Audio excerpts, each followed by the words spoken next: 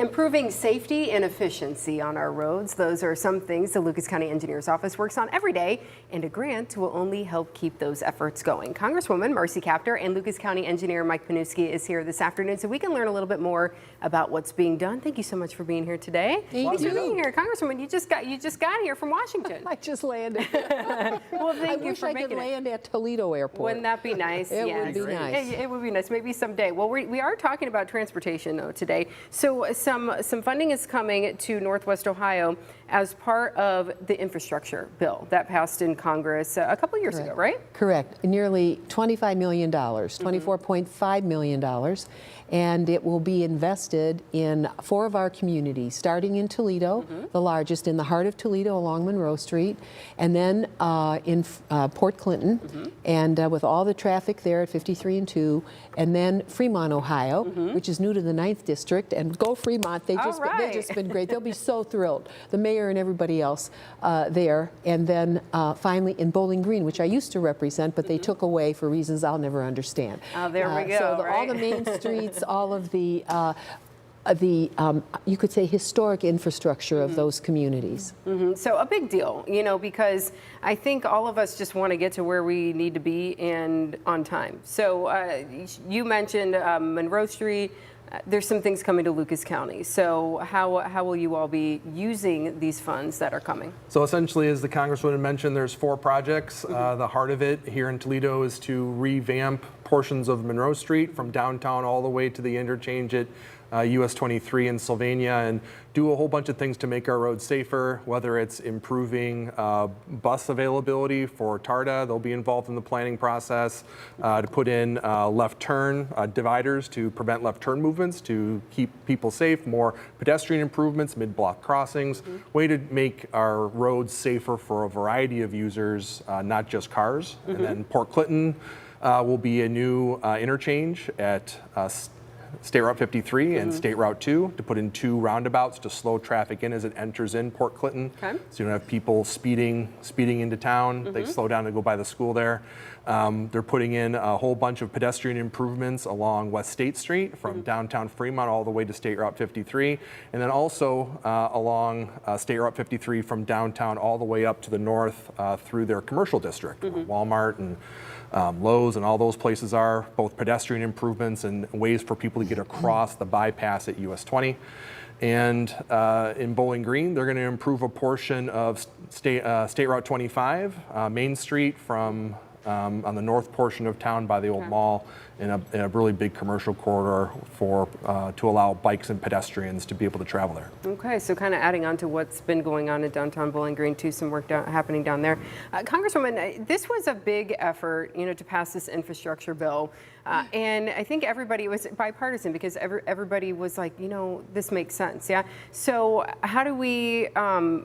You know, how do we really benefit from these dollars? Well, first of all, we improve some of the oldest parts of our built communities, and we make it safer for people. And I want to commend the county engineer here in Lucas County, Mr. Pniewski, for applying and for working with his fellow engineers across the region for taking advantage of this opportunity. You will not believe how many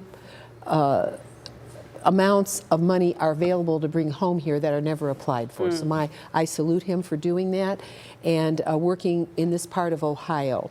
Ohio is famous for diverting our tax dollars to other parts of the state when they do something. So bringing it back here at this level is truly good. It results in jobs, certainly for the building trades, and it results in safer access, and as the county engineer says to me all the time, fewer deaths. Yes. And slowing people down, making it more convenient. You know, the city kind of, they grow like topsy-turvy.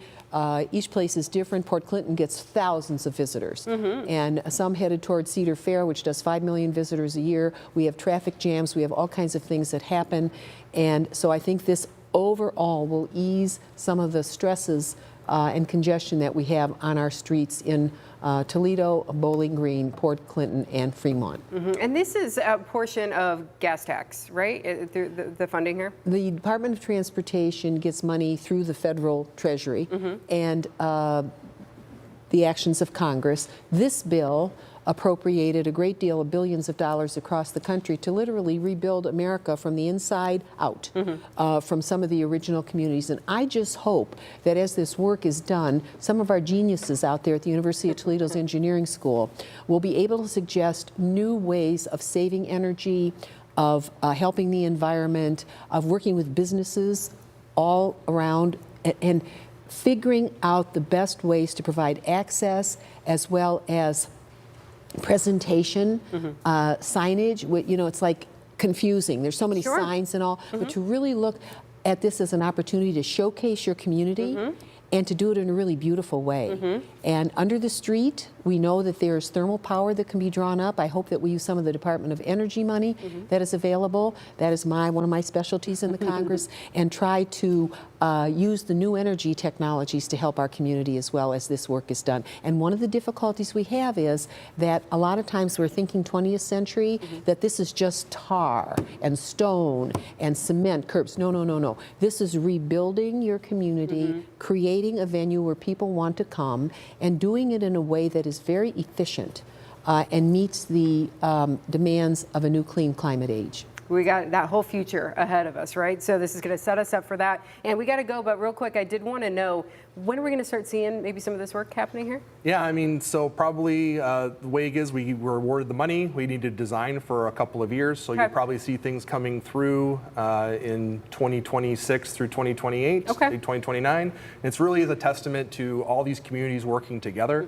We were the 7th largest award in the country. You know, we received half the monies that were devoted to the state of Ohio, and it really is a testament to the fact that when we all work together, when we all cooperate, we win. How about that, right? Working together. Congresswoman, thank you so much for your time. Thank you for being here today. Thank you. We appreciate it.